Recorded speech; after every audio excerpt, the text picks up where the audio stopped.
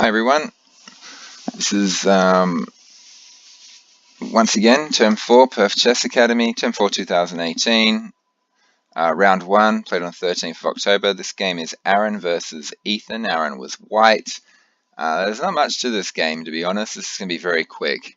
E4, D5, okay, so we got Scandinavian defense, Knight F6, Knight C3, and Bishop G4. It's a line. I don't know these lines too well, but I know it's quite playable. Bishop takes, knight takes, knight takes, knight takes. There we go. And castles. Is there something better than castling? No, I don't think there is. And then knight c6. I'm not a fan of that move, but I think it's perfect. I think it's fine in this position. So d3. I mean, d4 is kind of asking to give black a big attack, but maybe d4 needs to be played here. What I'm thinking of is if you do play d4, there's the danger that they castle long and they've got 1, 2, 3 attackers on this pawn. You've only got 2 defenders, and if you play c3, they can pile enormous pressure on your pawn with e5, and it gets very difficult. Black has just got a nice easy attack going in the center, and white's the one under pressure. And in an opening, you really want white to be the one having the pressure and black being the one having to defend. If you're white and you're under a lot of pressure and you're not even material up, it means something's gone wrong with your opening. So d3 is fair enough. So castle's long, yeah, it's okay. And now here, first mistake, and this is just a massive blunder. Just c4 just throws away a pawn and the position, and now white is losing, unfortunately. I mean, every time you push a pawn, you've got to ask yourself, what squares was that pawn defending that it's not anymore? Every time you push a pawn, you're giving up a square. In this case, the pawn guards d3. If you push this pawn, you're no longer guarding d3. So if you go c3 or c4, you're just giving up these squares. By playing all the way to c4, you're also giving up the option of defending the d4 square. So pawn pushes are something that you should really put a lot of thought into. You have to be very careful of these things. For example, a move like f4 here gives up the e3 square, and it's something you have to consider. You have to factor into your calculations.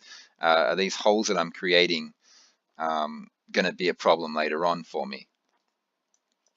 Here it's just pretty straightforward. Takes, takes, takes, and yeah, there's not much more to this game. I mean, black's just gained a pawn, and the pawn he's gained is a center pawn. He's going to chuck a pawn in the middle of e5.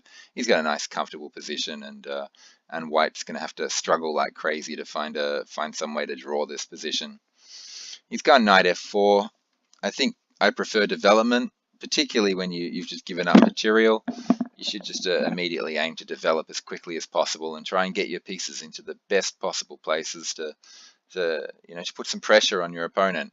I like bishop e3 here. I think this is a lot better. Just connecting the rooks, so the rooks are guarding each other, and you're ready to just throw a rook on the d file and try and gain this d file and own it yourself. Knight f4 blocks your own bishop. It attacks the rook, but no good player is going to just throw away a rook like that, or they're not going to do it very often anyway. So rook d8, I don't like rook d8. I think rook d7 is probably a little more accurate. The reason I say that is that it's the only open file on the board is the d file, and black this rook definitely wants to sit on d8. So you're wasting a move, later on. And the other issue is you really want to put your pieces on. If your opponent's only got one bishop left, you want to put them on the opposite color square in general to their bishop. So white's got a dark squared bishop. You want your rook on a light square. I mean, it saves you having a headache later on. Quite often you don't have to calculate everything incredibly deeply. You can just make a judgment call like that. Oh, I want my rook on a light square because he has a dark squared bishop. And the number of times that ends up being true, you put your rook on the black square and that ends up haunting you later on, it's a lot. Let's put it that way. Okay, so rook d8, yeah, I think inaccurate. It shouldn't make too much of a difference. But you're just slowly letting white bit by bit claw his way back into the position by playing inaccurate moves like that. So just a simple e6 should be fine. He played e5, it should also be fine. E5, yeah, it's perfectly fine. The knight jumped to d5. Well, white's trying to get his pieces active. It's fair enough. I'm just wondering if maybe jumping to e2 might be a little bit better. Maybe not. Okay, d5. The knight's jumped back to e7 and said want to swap. I'm not a big fan of swapping. I think it's basically what white played. He just traded pieces. You're a pawn down. You do not want to trade pieces here. I think he was trading pieces because he was trying to win a pawn, but we'll find out how badly that ended in a second. Just retreating back to c3, and now black has to waste time getting his knight, moving his knight again, so that the bishop can come out, so that his rook can come out. So yeah, this I think is a big blunder. Knight takes e7. Big positional blunder, not a tactical blunder. This next move is the blunder. White went, wow, free pawn. There's a massive lesson here for any junior to learn. You got to be extraordinarily careful if you decide to send a bishop or a knight into the corner to steal one of these rook's pawns, because black pretty much punished white immediately with the very simple b6, and that's it. He's lost a piece. The bishop's trapped. It's never coming out. Sometimes you can get away with this sort of thing if you've already got a pawn like on a4, and you can go a5 immediately and then grab the pawn, protecting your own bishop.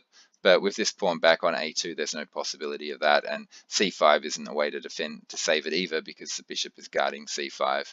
So white's just lost a piece, and it's game over. So he's gone and played a3.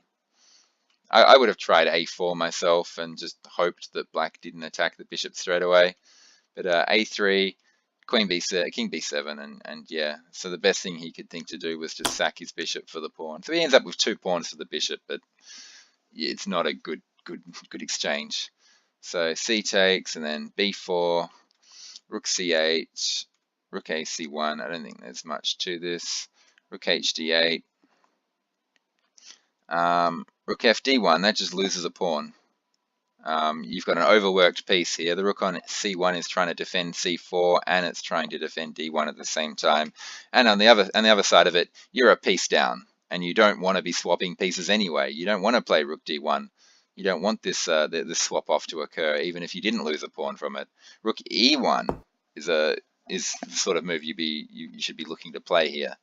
It threatens the pawn, forces, if f6 gets played, then this bishop becomes pretty garbage for a long time, and white might be able to make use of his queenside pawn majority, get some sort of pressure somehow. But yeah, what was played was just bad.